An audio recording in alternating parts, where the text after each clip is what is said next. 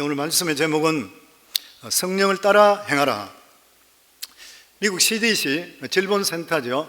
CDC에 의하면은 미국의 첫 번째 결혼이 15년 안에 헤어지는 그러한 통계가 43%랍니다. 전체 결혼한 사람 중에 15년 안에 근 50 반 정도가 헤어진다는 거죠. 그리고 평균 결혼 기간이 8년이라 그럽니다. 그런데 이혼 사유로 가장 많은 것이 뭐냐면은 이 lack of commitment, 그게 73%예요. 헌신 부족이라는 거예요, 부부간에. 다시 말하면 결혼이라는 것이 무엇인지 모르고 결혼했고, 또 결혼하고도 서로 간에 헌신하지 않고 이기적이고 자기 주장을 내세우기 때문이라. 결혼 전에는 모든 상대가 좋았기 때문에 결혼을 했을 것입니다. 근데 막상 결혼해 보니까 다른 것이 너무 많은 것이에요. 물론 처음에는 다른 것들을 맞추려고 많이 노력을 하는 것입니다. 그런데 상대방이 아니면 서로 각자가 너무나도 완강하게 자기 고집만 내세우게 될 때는 결국 갈라서게 되는 것이에요. 그런데 대부분의 부부들은, 많은 부부들은 이것을 극복하고 살아가고 있습니다. 그러나 아무리 애를 쓰는데도 불구하고 다른 도리가 없을 때는 어떻게 할 수가 없는 것이요. 서강대 장영희 교수가 어느 잡지에 쓴 수필에 결혼의 조건이라는 글이 있습니다.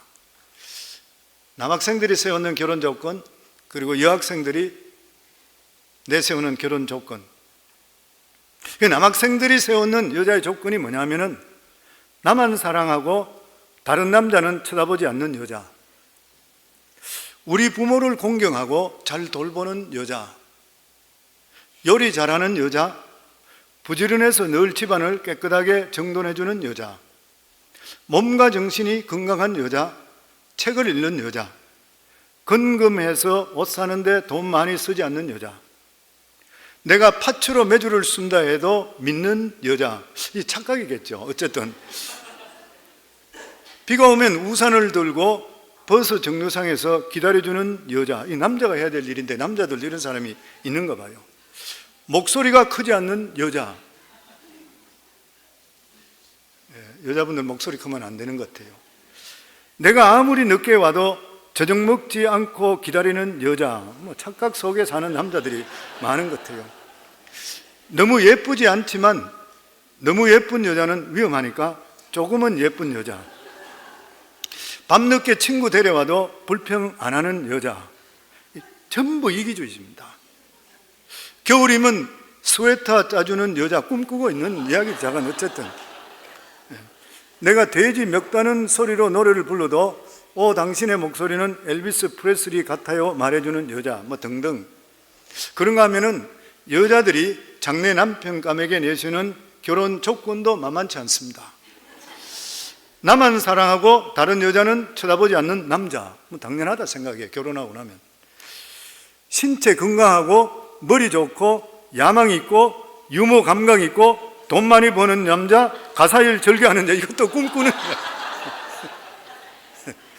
이런 사람이 남아 잘 있을까요? 어쨌든 자기한테 갈 만큼. 내가 야단칠 때 말없이 앉아있는 남자, 이거 제가 해보니까 진짜 힘든 것 같아요. 그래서 말 대꾸 안 하고 사는 게 너무 힘든 것 같아요.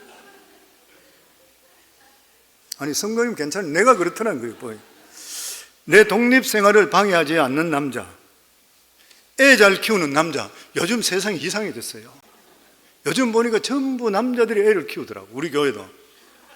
술은 조금하되 담배는 피우지 않는 남자, 퇴근 후 집에 와서 요리하고 집안 치우는 남자, 우리 부모님을 일주일에 한 번 방문하는 남자, 아침에 일찍 일어나 모닝커피 만들어 침대에 가져다 주는 남자.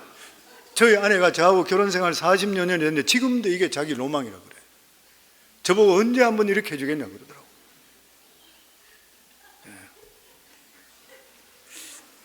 예쁜 여자를 끔찍히 싫어하는 남자, 이것도 착각이죠. 참. 결혼 기념일과 내 생일을 절대로 잊지 않는 남자. 이것은 남자들 반드시 생각해야 될 그런 일이죠. 가장 적은 것을 투자하고 사랑을 받을 수 있는. 여자 화장실 앞에서 내 핸드백 들고 서 있는 것을 부끄러워하지 않는 남자. 제가 좀 그런 편입니다. 이게 왜 그러냐면 예전에 실제로 우리 장로님들하고 같이 이래 아침 먹으러 갔다가 오면서 저희 아내가 옷을 입고 뭐 이렇게 하면서 가방을 자기 백을 들어달라고 그러더라고요. 제가 그 백을 들고 이래 따라갔거든요. 가니까 우리 교회 장로님이 저보고 목사님 저 좀 봅시다 그래. 보니까 제발 저희 앞에서 핸드백은 좀 들지 마세요 그러더라고요.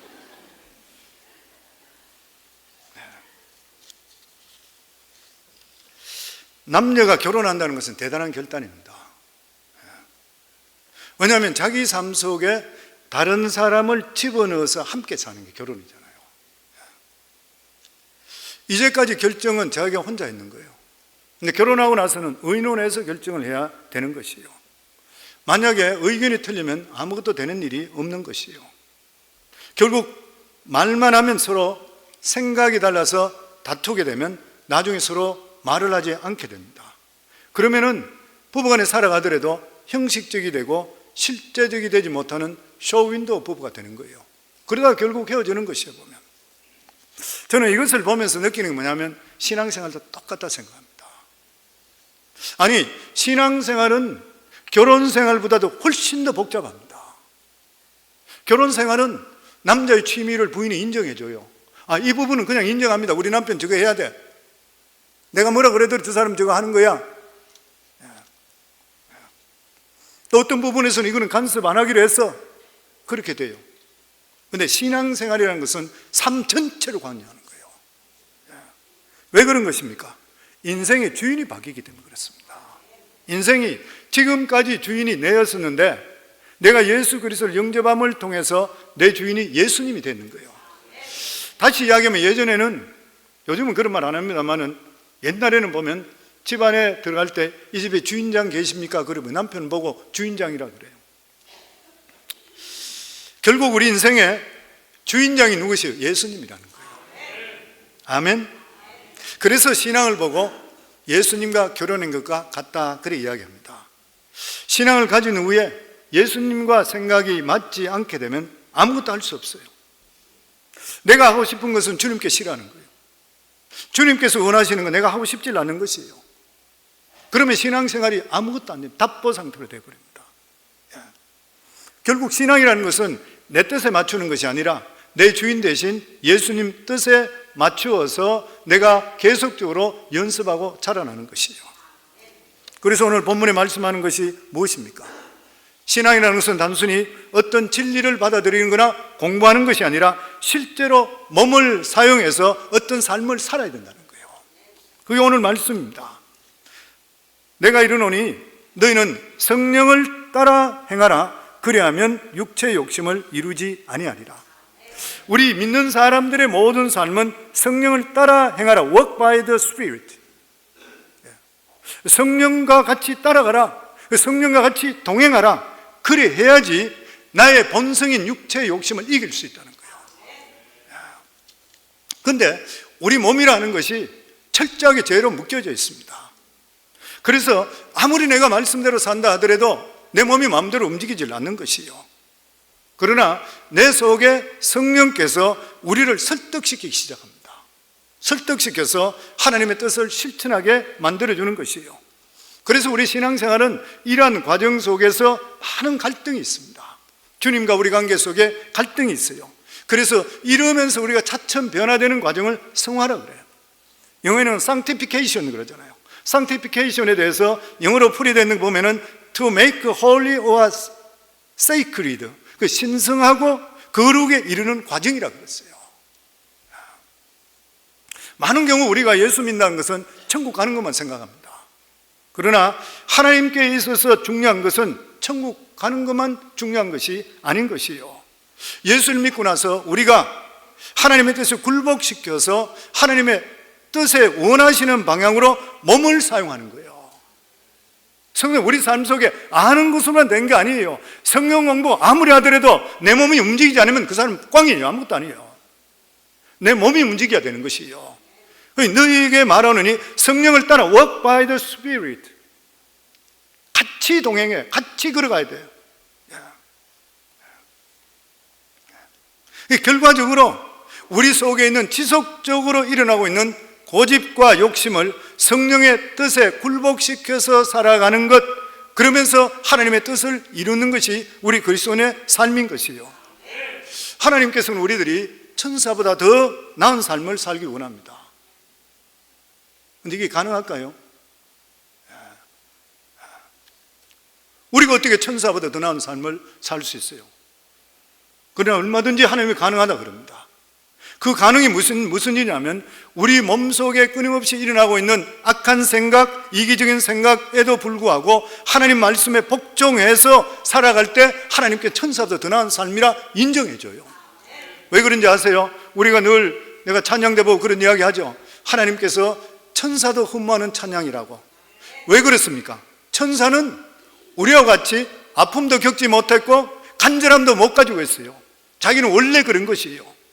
근데 우리들은 이 세상 살면서 하나님 관계를 맺기가 힘든 그런 가운데서, 어려운 가운데서, 죽을 고비 가운데서도 하나님이 주신 은혜 때문에 감격해요.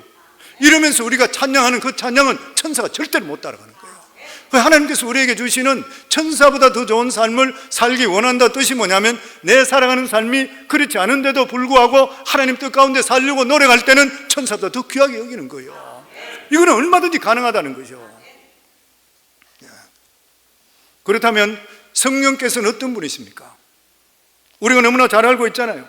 성령은 예수 그리스도 대신, 예수님이 보혜사인데 예수 그리스도 대신 다른 보혜사, 그 다른 예수님과 똑같은 분을 이 세상에 보내주신 것이 바로 성령님이십니다. 그래서 예수님께 제자들에게 십자가를 질 것이라, 이제 나는 곧 죽을 것이라 그렇게 이야기하니까 제자들 모두 다 근심 걱정에 빠졌습니다. 왜냐하면 자기들은 3년 반 정도 동안 예수님을 따라다니면서 의식주부터 해서 모든 걸 예수님이 다 대줬어요. 예수님 같이 있으면 기사와 이적들이 일어나고 놀라운 역사를 통해 수많은 사람들의 관심을 받았습니다. 근데 예수님이 이젠 죽는데, 십자가에. 그러니까 자기들이 생각할 때 불안할 수밖에 없잖아요. 그래서 요한복음 16장 5절부터 보면, 지금 내가 나를 보내신 이에게로 가는데 너희 중에서 나더러 어디로 가느냐 묻는 자가 없고, 불안하니까 어디로 갑니까? 말도 못 묻고 있는 거예요. 도리어 내가 이 말을 함으로 너희 마음에 근심이 가득하도다. 그러나 내가 너에게 실상을 말하노니 내가 떠나가는 것이 너에게 유익이라. 내가 떠나가지 아니하면 보혜사가 너에게 오시지 아니할 것이요 가면 내가 그를 너에게 보내리니. 아멘. 예수님께서 요한복음 14장 16절에 보면 나 아닌 다른 보혜사를 너희가 보내서 너희들과 영원히 함께 한다 그랬어요.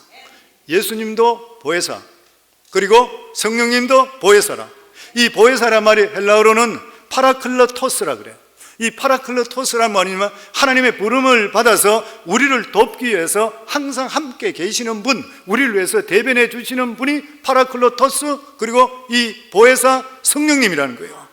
그런데 이 성령님께서 예수님이 승천하시고 나서 마가의 다락방에서 기도함을 통해 성령의 시대가 오시잖아요. 그러니까 이런 이야기를 하죠.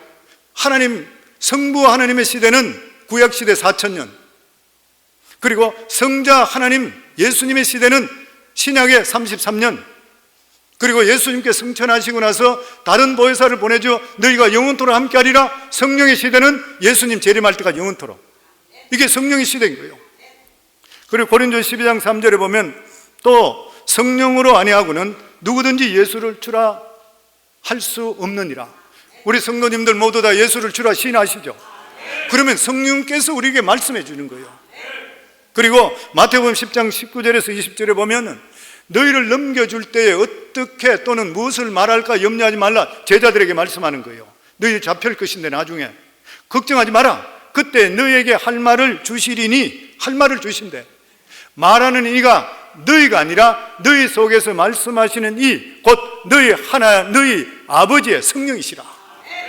그래서 성령은 우리가 사람들을 만날 때든지 인터뷰할 때든지 시험 칠 때든지 무슨 일을 할 때든지 우리가 기도하라 그러잖아요.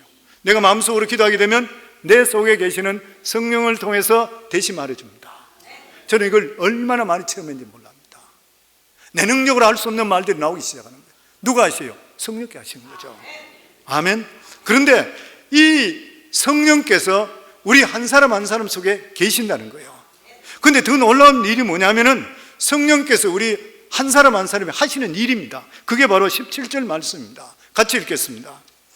육체의 소욕은 성령을 거스르고 성령은 육체를 거스리나니 이 둘이 서로 대적함으로 너희가 원하는 것을 하지 못하게 하려 함이라. 우리 속에 성령께 계시면서 무슨 일이냐면은 육체의 소욕, 내가 막 하려고 세상적으로 하려고 육신을 따라가고 싶은 것을 못하게 억누르는 것이에요. 여기에 성령은 육체를 거스리나니, 참 이게 우리가 진짜 놀라운 일이 뭐냐면은 성령이 어떤 분입니까? 성령은 우리가 상상할 수 없는 능력을 가지고 계신 하나님이시잖아요. 신성을 가지고 계신 제2위 예수님이 이 세상에 어떻게 태어났어요? 성령을 통해 태어났잖아요. 성령을 통해서 동정녀 마리아에게 잉태됐어요. 그 제2위 예수님을 태어나게 하신 분이 성령 하나님입니다. 그리고 예수님이 공생애를 시작할 때에 예수님께서 침례 받으실 때 위로부터 성령이 비둘기같이 임했다고 그랬어요. 예수님의 공생의 시작이 누구부터 시작되면 성령을 통해 시작되는 겁니다. 대단한 일이죠. 누가복음 4장 18절에도 보면 주의 성령이 내게 임하였으니 이는 가난한 자로 복음을 전하게 하시려고 내게 기름 부으시고, 성령의 기름 부음이 임했다는 거예요. 그리고 시작이 되는 것입니다. 그런데 이분이 우리 속에 계셔요. 우리 속에 계시는 거예요. 그런데 우리 안에서 무슨 일을 해요? 내 본성과 싸우는 거예요. 내 본성과 싸웁니다. 내 본성과 다투는 것이에요. 내 본성은 놀러 가고 싶고, 나쁜 짓 하고 싶고, 음란하고 싶고, 여러 가지 이런 것들을 내 속에 있는 성령이 자꾸만 못하게 막는 거예요. 내 속에서 계속 막습니다. 싸우는 것이에요. 때로는 성령께서 침묵하기도 하셔요. 때로는 내 마음속에 갈등을 주시기도 해요. 때로는 우리가 죄를 회개하지 않을 때 내 마음속에 기쁨을 그냥 걷어가 버리셔요. 그런 거 많이 우리 겪잖아요. 저는 목회자인데 많이 겪습니다. 제가 기도가 부족하죠. 그리고 또한 성경 읽는 것이 내가 부족하죠. 내가 이게 성경 이것까지 읽어야 되는데, 아니면 기도가 내가 요즘 그렇지 뭐 이렇게 하는 것도 내 마음이 너무 괴로워. 그게 내 마음을 괴롭게 하는 게 누구예요? 내가 얼마나 했다고 무슨 상관이 있어요? 괴롭게 하는 누구예요? 성령께. 너 그러면 안 된다는 거예요. 계속 가르쳐 주는 것이요. 우리 성령은 겪잖아요. 내가 교회 예배당에 안 나오고 갈 때에, 주일날 안 나오고 갈 때, 귀찮아서 안 나간다 하는데 집에 있으면 편해요? 안 편해. 왜 안 편해요? 성령이 괴로운 거예요. 너 이러면 되겠니? 그렇게 말씀하는 거예요. 우리가 끊임없이 말씀합니다. 그리고 성령께서 죄가 얼마나 하나님 마음을 아프게 하는지 깨닫게 만들어요. 죄라고 하는 것이 무엇이에요? 하나님의 사랑을 부정하는 행위입니다. 우리가 죄를 짓는 것은 하나님께서는 우리 모두 다가 존귀로운 존재가 되기를 원하셔요. 그러나 우리 자신들은 여전히 추하고 더러운 그 존재로 있고 싶어 하는 것이에요. 자기의 변화된 모습을 인정 안 하려 해요. 왜냐하면 옛 모습으로 사는 게 편하기 때문에. 성도, 우리는 옛 모습, 예수 믿기 전의 모습, 내 마음대로 하고 싶은 모습, 이게 굉장히 편합니다. 우리 삶에. 그런데 내가 믿음으로 살고 하나님 뜻 가운데 말씀대로 사는 것은 내 자신을 처서 복종하지 않으면 못해요. 처서에 복종해야 되는 것이에요. 그런데 이런 모든 것들, 내가 마음대로 살려고 하면 하나님 가슴을 아프게 한다고 깨우쳐 주시는 분이 성령님이십니다. 결국 성령이 하는 것이 무엇인 것이에요? 때로는 우리에게 이렇게 하다 저렇게 하다 이야기할 때도 있습니다. 우리가 성령의 음성을 듣는 분들은 기억하시겠지만 성령께서 우리에게 말씀할 때 이래라 저래라 이렇게 이야기할 때 있어요. 그런데 이래라 저래라 하는데도 불구하고 우리가 그 음성에 대해서 빨리 반응하지 않고 이근호하기 시작할 때는 그다음부터 성령의 음성이 들리지 않습니다. 성령의 음성을 민감하게 듣는 사람은 내 마음속에 스쳐가는 생각이라도 내 생각 아니네 캐치하는 사람입니다. 그리고 그 말씀대로 바로 행하는 순간에 그 다음부터는 성령께서 굉장히 강하게 계속적으로 역사합니다. 이것은 왜 그러냐면 성령께서도 지정의 인격을 가지고 계신 분입니다. 인격 중에서 인격자로서 만날 때 가장 가슴 아픈 게 뭐예요? 자기가 생각하고 말한 것을 거절당할 때. 거절이 아프면 말할 수 없잖아요. 성령께서도 말씀하는데 거절하기 시작하면 그 다음부터 대화가 끊어지기 시작합니다. 부부관계도 마찬가지잖아요. 똑같습니다.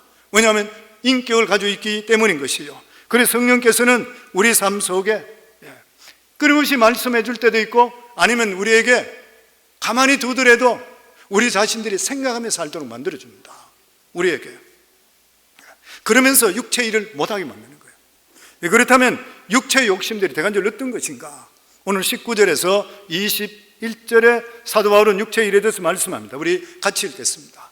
육체의 일은 현재 아니 곧 음행과 더러운 것과 호색과 우상 숭배와 술수와 원수 맺는 것과 분쟁과 시기와 분냄과 당짓는 것과 불리함과 이단과 투기와 술 취함과 방탕함과 또 그와 같은 것들이라. 전에 너에게 경고한 것 같이 경계하노니 이런 일을 하는 자들은 하나님의 나라를 유업으로 받지 못할 것이요. 여기 보면 무려 15가지의 항목으로 육체적인 욕심 성향에 대해서 기록하고 있습니다.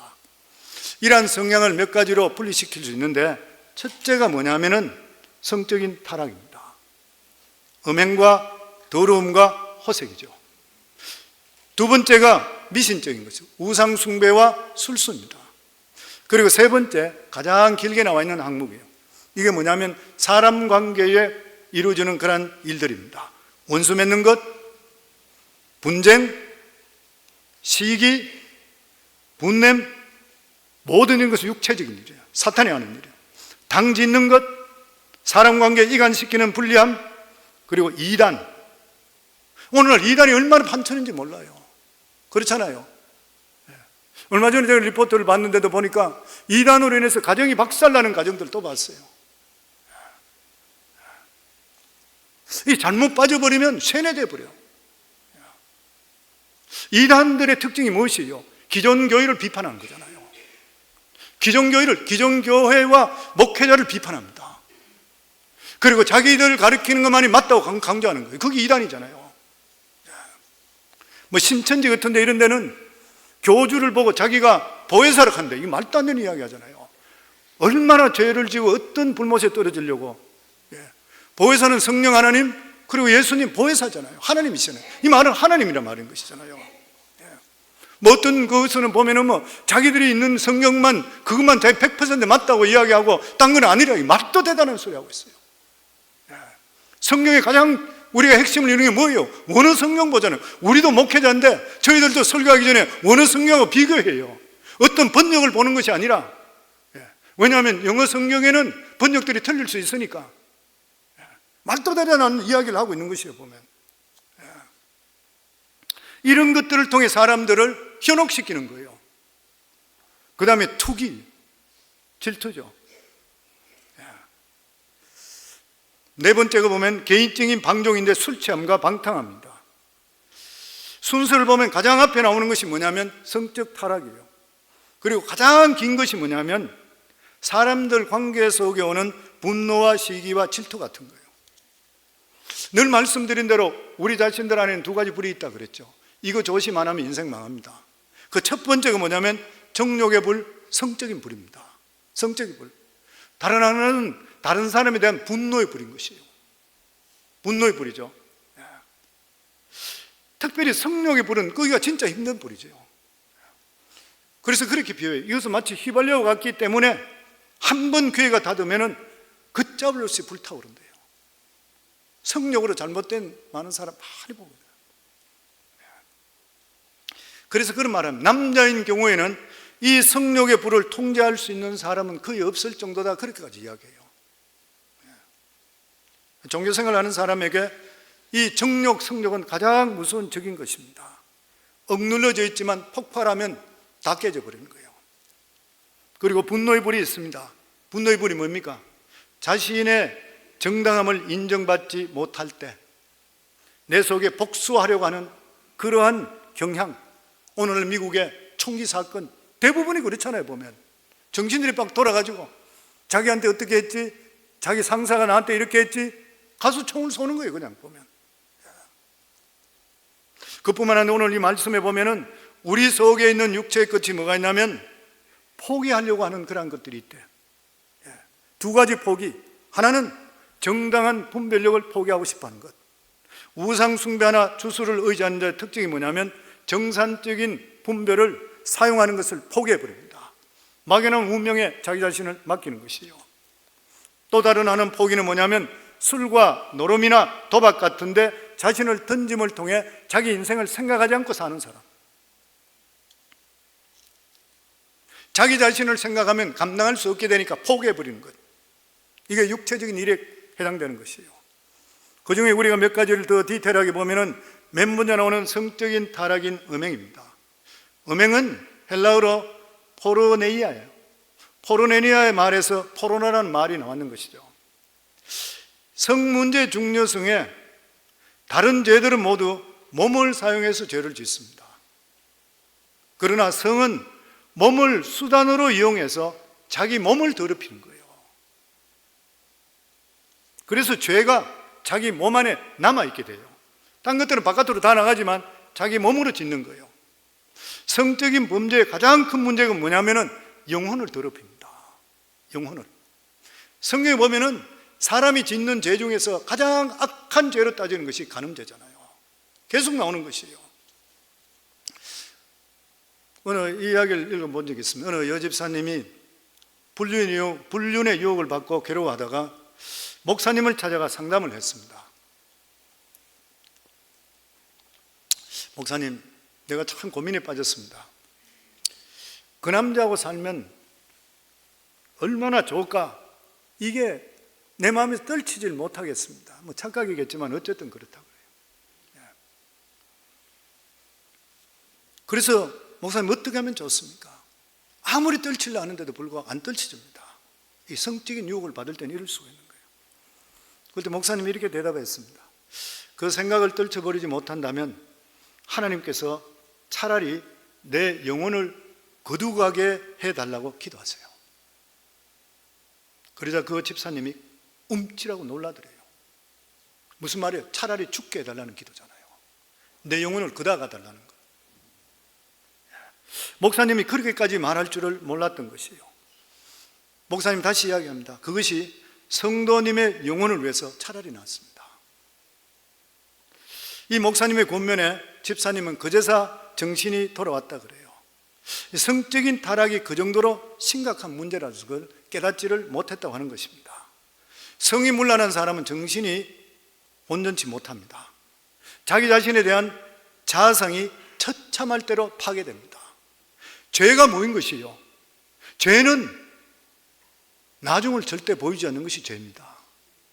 수많은 사람이 공부도 많이 하고 똑똑하고 명성을 가진 사람이 이러한 성적인 것에 빠져서 망하는 것이 어디 있습니까?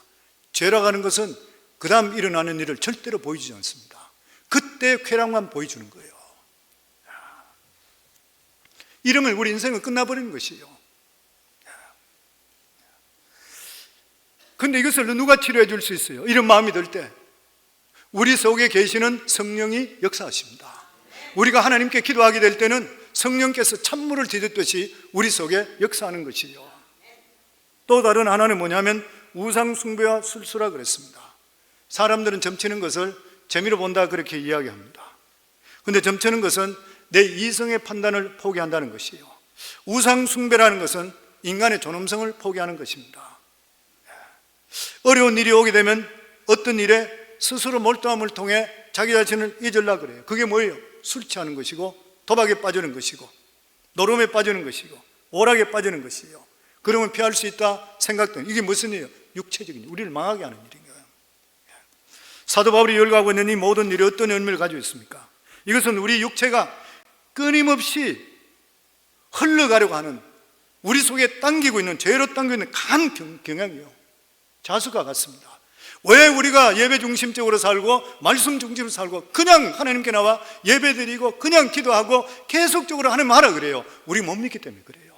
우리 자신 못 믿습니다. 우리가 왜 우리 교회 중직자들은 주일날 예배, 수요 예배, 토요 새벽기도 적어도 일주일에 3번 정도 오라 그래요? 우리 못 믿기 때문에 그래요. 우리 자신들이 끊임없이 하나님 말씀으로 우리 자신들을 쳐서 사도 바울 같은 사람도 말씀으로 쳐서 복종하는데 하물며 우리 같은 사람들이 범인들이 우리가 어떻게 하나님께서 나에게 주시는 말씀 끊임없이 받지 않고 적당히 그냥 살아갈 수 있어요? 말이 안 되는 이야기인 것이죠. 사람은 가만히 두면은 육체적인 방향으로 흘러갈 수밖에 없습니다. 그런데 이런 모습은 어떤 모습이요? 짐승의 모습이잖아요. 짐승의 모습입니다. 몸을 가지고 있지만 짐승보다 못한 것이요. 그런데 성령께서 하신 일이 무엇입니까?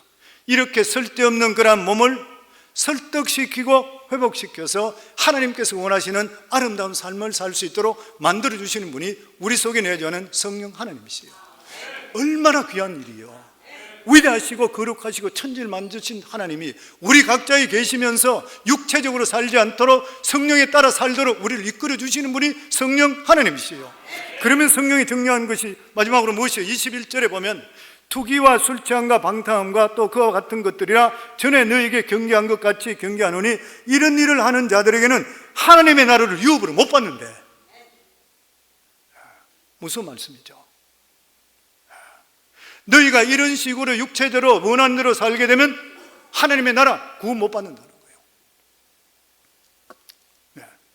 그러면 한 번 죄에 빠진 적이 있는 사람이 다시 회개할 수 없고 아무리 예수를 믿어도 소용이 없다는 것인가? 결코 그것은 아니죠. 예수 앞에 나오면 어떤 죄든지 다 용서받고 새로운 삶을 살 수 있습니다. 그러나 예수를 믿는다고 하는데도 불구하고 지속적으로 이런 삶을 사는 사람은 예수 믿는 사람이 아니라는 거예요. 아니라는 것이죠. 왜냐하면 예수 믿는 사람은 지속적으로 못 삽니다. 왜 그러냐면 내 속에 성령 하나님이 고민시키고 근심하시고 나를 애타게 하기 때문에 나는 이리 못 살아요. 돌아오게 되어 있는 거예요, 보면. 그러니까 오늘 이 말씀이 뭐냐면 너희가 성령을 따라 살아야 되는 이유가 뭐냐면은 성령으로 하여금 절대적으로 육신에 젖어 있는 이런 삶을 살지 않도록 못하게 막아주기 때문이라는 거예요. 물론 우리 속에는 관성의 법칙이 있습니다. 예수 믿는다는데도 불구하고 옛 습성대로 따라가려고 하는 것들이 많이 있어요. 그런데 성령께서는 이러한 잘못된 습성을 완전히 청산하기 전까지는 우리를 그냥 버려두지를 않는다는 거예요. 괴로움 주고 갈등 주고 옛 사람을 청산하고 새 삶을 살게 하는 것이에요. 그래서 성도님 내 속에 고민하게 만들고 근심하게 만들고 내가 이렇게 살면 안 되게 이래 살면 내가 왜 그렇지 이렇게 할 때 기뻐할 수 있기를 주의 이름으로 축원합니다. 성령께 말씀하는 거예요. 우리 속에서. 아멘. 우리가 한두 번 음란 영화 볼 수 있습니다. 잘못된 죄에 빠질 수도 있는 것이요. 그럼에도 불구하고 우리가 계속 그래 할 수 있어요? 못합니다. 괴로워서 못해요. 괴로워서 못한다고요. 지난번 어떤 글을 읽어보니까 어떤 사람이 한 달 동안 음란 영화만 봤대요. 그러고 나서는 신물이 나가 보기도 싫더래요. 악한 것은 끝까지 못 봅니다. 우리 본성 자체가. 그것도 처음에 따라가지면 나중에는 도저히 안 된대요. 더더욱이나 성령 받은 사람은 괴로워서 할 수가 결코 없는 것이에요. 그러니까 죄가 더 이상 쾌락이 아니라 고통으로 다가오게 되어 있어요. 성령께서는 이런 것들 과정을 통해서 우리의 지각을 새롭게 하고 죄가 얼마나 추하고 더럽고 악하다는 것을 우리에게 보게 해 주시는 것이요. 아멘. 오늘 결국 본문이 말씀하는 것이 무엇입니까? 사람의 몸을 사용하는 것이 하나님 나라에 결정적으로 중요해요. 오늘도 몸으로 하나님께 나와 예배드리는 성도님들 예수님 이름으로 축복합니다. 그리스도는 단지 깨달음을 강조하는 것이 아닌 것이요, 종교적인 훈련이 아닌 것이요, 기독교는 성령을 통해서 내 속에 있는 지각과 감정과 의지 전체를 새롭게 하는 거예요. 그리고 다른 사람들과 바른 관계를 이룸을 통해서 믿음의 사람이라 확인될 수가 있어야 돼요. 그래서 성령은 늘 부르듯이 예수 잘 믿으시면 가정이 바로 돼야 돼요. 그리고 내 주의가 바로 될 수 있고 사회에서도 인정을 받을 수가 있어야 되는 것이에요. 그래서 우리 속에 성령을 절대로 소멸해서는 안 됩니다. 성령이 하지 말라면 과감하게 버릴 수 있기를 주의 이름으로 축원합니다. 성령을 따라서 우리가 가게 될 때에 육체의 일을 이길 뿐만 아니라 성령의 9가지 열매가 맺힌다고 그랬습니다. 이게 우리가 잘 알고 있는 갈라디아서 5장 22절 23절 말씀, 우리 같이 읽겠습니다. 오직 성령의 열매는 사랑과 희락과 화평과 오래 참음과 자비와 양성과 충성과 온유와 절제니 이 같은 것을 금지할 법이 없느니라. 오직 성령의 열매는, 그리고 영어 성경에 단수로 되어 있죠. 성령 fruit is, 여기에 9가지가 합쳐졌는 것이 하나로 되는 거예요. 그 성령 받고 성령 안에 살게 되면 우리 삶 속에 사랑과 희락과 화평과 오래죠. 물론 이것이 더 강하고 더 적을 수는 있지만 이 9가지 우리 속에 다 오는 것이요. 그러니까 사도 바울이 지금 이 말을 하는 것이 무엇이에요? 이것은 금지할 법이 없다. 율법으로서는 이루어질 수 없는 일인데 성령이 역사하게 될 때에 우리 속에 이런 역사가 임하게 되어 있는 거예요. 그래서 성령을 사랑하셔야 돼요. 사모할 수 있기를 주의 이름으로 축원합니다. 성도님들, 말씀을 마치기 전에 이 성령께서 우리 속에 어떻게 내주할 수 있게 됐는가? 이것은 하나님의 사랑을 우리에게 표현하는 것입니다. 하나님의 사랑을 우리에게 주시는 정표가 2가지 있습니다. 첫 번째가 뭐냐면 십자가죠. 첫 번째 십자가입니다. 우리 누가복음에 보면은 탕자의 비유가 오는데 탕자가 재산 다 팔고 창기하고 놀다가 다시 집으로 돌아왔을 때 아버지가 그 아이에게 네가 어떻게 했나 저떻게 했나 물어봤습니까? 아들은 자기 아버지한테 나는 감히 아버지한테는 아들이라 칭하지 못하고 품꾼으로 일하게 해주세요 할 때 아버지가 대꾸했습니까? 전혀 대꾸 없습니다. 무조건 불러서 자기 옷을 새 옷을 입히고 아들의 인장을 꼽아주고 그리고 송아지를 잡아서 잔치를 했습니다. 무슨 말이에요? 아버지는 돌아온 사람에게 무조건 받아들이는 사랑의 하나님이잖아요. 그것을 하나님께서 가장 표현한 첫 번째가 십자가 사건이죠. 십자가 사건입니다. 요한일서 4장 10절에 보면 사랑은 여기 있으니 우리가 하나님을 사랑한 것이 아니요 하나님이 우리를 사랑하사. 이게 감격하는 거예요. 우리가 하나님 먼저 사랑 안 했습니다. 하나님 우리를 사랑했어요. 하나님이 우리를 사랑하사 우리 죄를 속하기 위하여 화목 제물로 하나님과 우리 원수 관계에서 죄로 말미암아 죽어야 되는 것을 자기 아들을 보냈대요. 이게 하나님의 사랑의 첫 번째 증거잖아요. 그리고 2번째가 성령 하나님을 우리 속에 보낸 것입니다. 요한복음 14장 16절에 17절에 보면 내가 아버지께 구하겠으니 그가 또 다른 보혜사를 너에게 주사 영원토록 너희와 함께 있게 하리니 그는 진리의 영이라 세상은 능히 그를 받지 못하나니 이는 그를 보지도 못하였고 알지도 못함이라. 그러나 너희는 그를 아나니 그는 너희와 함께 거하시며 또 너희 속에 계시겠음이라. 할렐루야. 아멘. 성령은 우리 속에 와 계시는 것이요 그저 오신 것이 아니라 어떻게 한다고요? 영원히 함께 하신대. 우리가 잘못했다 성령 떠나지 않아요. 떠나지 않는 것이에요. 예수 그리스도 십자가 보혈 때문에 이제는 영원히 우리 속에 함께 하는 거예요. 그 성령이 우리 속에 같이 한다는 게 무슨 뜻이요? 나는 너를 절대로 버리지 않겠다는 거예요. 너희 잘못 때문에 내가 너를 버리지 않겠다고 하는 것이에요. 나는 너를 떠나지 않겠다고 하는 것이요. 이 말씀이 얼마나 위로가 되냐 하면은 우리 속에 절망하고 괴로울 때가 있잖아요. 마음대로 안 될 때. 이럴 때는 보면 하나님께서 왜 이러시나 나에게 안 계시나 절대 의심하지 말기 바랍니다. 성령은 절대로 우리를 안 떠나셔요. 우리와 함께 하신다는 거예요. 아멘. 에베소 4장 30절에 보면 하나님의 성령을 근심하게 하지 말라. 성령님들, 성령을 따라가기 위해서는 성령을 근심시키지 않기를 바랍니다. 그 안에서 너희가 구원의 날까지 인치심을 받았느니라. 오늘 이 시간 우리 성령님 사랑하시는가요? 감격하시는가요? 우리 한번 고백해요. 성령님 사랑합니다. 환영합니다. 인정합니다. 주님한테 갈 때까지 저를 인도하여 주시옵소서. 너무너무 감사합니다. 이게 성령을 따라 사는 삶입니다. 원래 주시는 말씀. 사랑하는 성도님들, 성령을 근심시키지 마시고 저와 여러분 똑같죠. 저와 여러분 모두 다가 1년 동안 살아갈 때, 아니 우리 평생 주님 앞에 설 때까지 우리 자신의 육체를 성령을 통해 제할 때마다 우리 자신이 늘 깨우쳐서 회개하고 그리고 성령을 기쁘게 하고 하나님을 근심시키지 않는 믿음의 삶을 살아서 정말 우리 모두 다가 복의 사람이 다 되기를 주의 이름으로 축원합니다.